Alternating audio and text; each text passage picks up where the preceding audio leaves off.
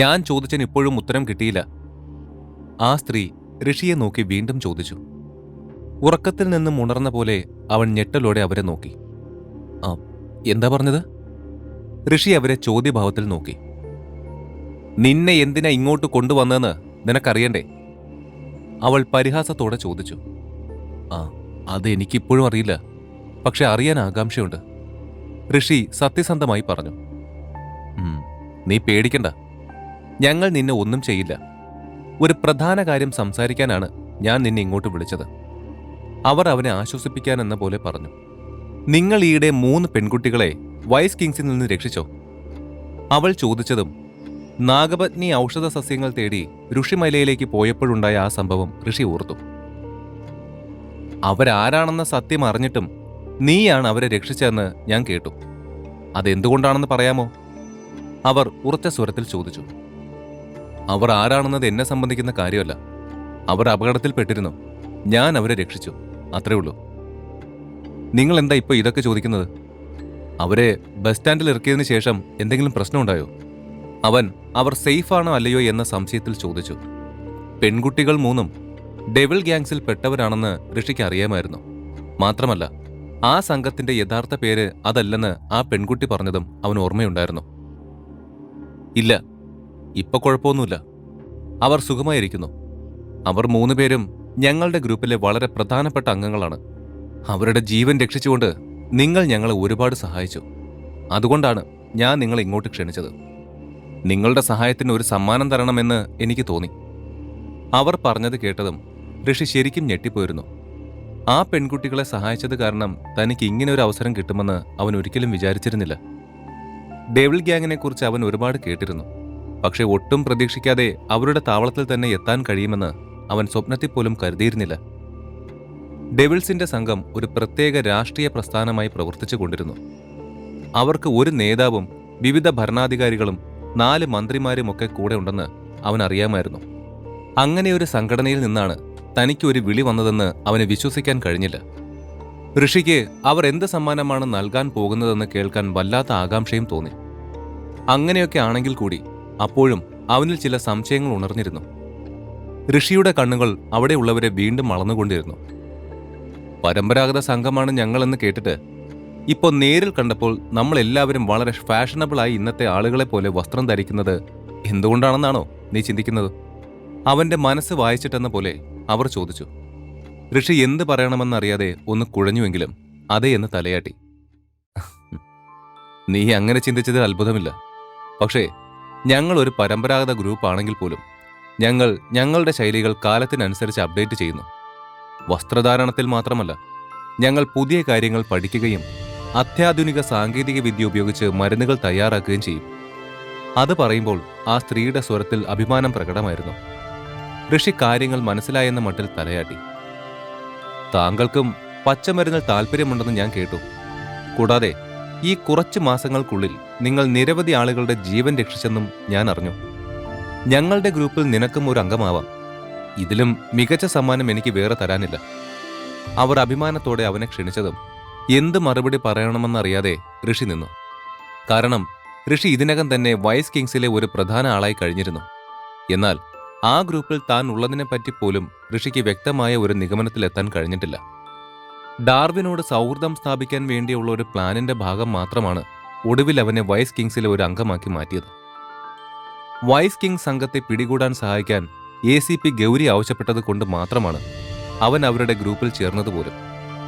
അവരെ പോലീസിന് ഒറ്റുകൊടുക്കാനോ അതോ ശരിക്കും അവരിൽ ഒരു അംഗമാകാനോ എന്ന കാര്യത്തിൽ ഋഷിക്ക് തീരുമാനമെടുക്കാൻ ഇതുവരെ കഴിഞ്ഞിട്ടില്ല. പക്ഷെ ഡെവിൾ ഗ്യാങ്ങിന്റെ കാര്യം ചിന്തിക്കുമ്പോൾ ഋഷിയുടെ മനസ്സ് അവരുടെ അടുക്കിലേക്ക് ചായാൻ ഒരുപാട് കാരണങ്ങളുണ്ടായിരുന്നു. അവരായിരുന്നു ഔഷധ സസ്യങ്ങളെ ഉപയോഗപ്പെടുത്തി മരുന്നുകൾ നിർമ്മിച്ച് കൊടുക്കുന്നതിൽ അടിത്തറ പാകിയവർ. അവർക്കായി പ്രത്യേക പരമ്പരാഗത നിയമങ്ങളും ഉണ്ടായിരുന്നു. ഋഷി അവർക്കൊപ്പം പ്രവർത്തിക്കുന്നത് പലതരത്തിൽ അവന് തന്നെ ഉപകാരമാണ്. ഋഷി ആലോചനയിലിരിക്കെ ആ സ്ത്രീ മറ്റൊരു കാര്യം കൂടി കൂട്ടിച്ചേർത്തു. നിന്നെ വെറുതെ ഞാൻ നമ്മുടെ ഗ്രൂപ്പിലേക്ക് ചേർക്കുന്നതല്ല. നിനക്കതിനുള്ള കഴിവുണ്ടെന്ന് എനിക്ക് കൃത്യമായി അറിയാം. അതുകൊണ്ട് ഞാൻ നിനക്ക് ഞങ്ങളുടെ കോർപ്പറേറ്റ് ഓഫീസിൽ അംബാസഡർ സ്ഥാനം നൽകും. അവിടെയുണ്ടായിരുന്നവരുടെ കണ്ണുകളിൽ അസൂയ നിറഞ്ഞു. കാരണം അവരുടെ സ്ഥാപനത്തിലെ ഏറ്റവും പ്രധാനപ്പെട്ട സ്ഥാനങ്ങളിൽ ഒന്നായിരുന്നു അംബാസിഡർഷിപ്പ്, നേതാക്കളുമായി നേരിട്ട് ബന്ധപ്പെടുന്ന പോസ്റ്റ്.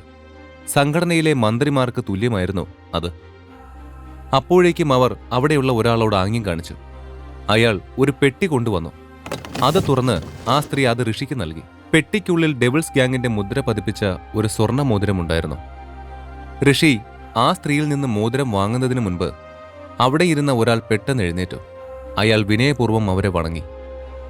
മാഡം, ഈ സ്ഥാനത്തിന് ഇവൻ യോഗ്യനല്ലെന്ന് എനിക്ക് തോന്നുന്നു. അവൻ ഇത്രയ്ക്കും എന്ത് ചെയ്തിട്ടാണ് നമ്മുടെ സംഘടനയിൽ ഇത്രയും വലിയ സ്ഥാനം അവന് കൊടുക്കുന്നത്? അയാൾ ഇഷ്ടക്കേടോടെ ചോദിച്ചു.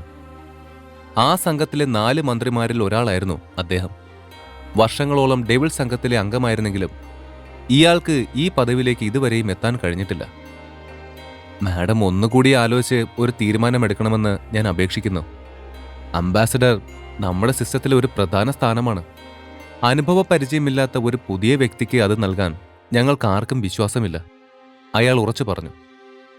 ഒന്നും ആലോചിക്കാതെ ഒരു യോഗ്യതയും ഇല്ലാത്ത ഒരാൾക്ക് ഞാൻ ഇങ്ങനെ ഒരു സ്ഥാനം കൊടുക്കുമെന്ന് തോന്നുന്നുണ്ടോ? അവർ പതിഞ്ഞ സ്വരത്തിൽ ചോദിച്ചു. മാഡം, ഞാൻ മാഡത്തിന്റെ തീരുമാനത്തെ ചോദ്യം ചെയ്തതല്ല.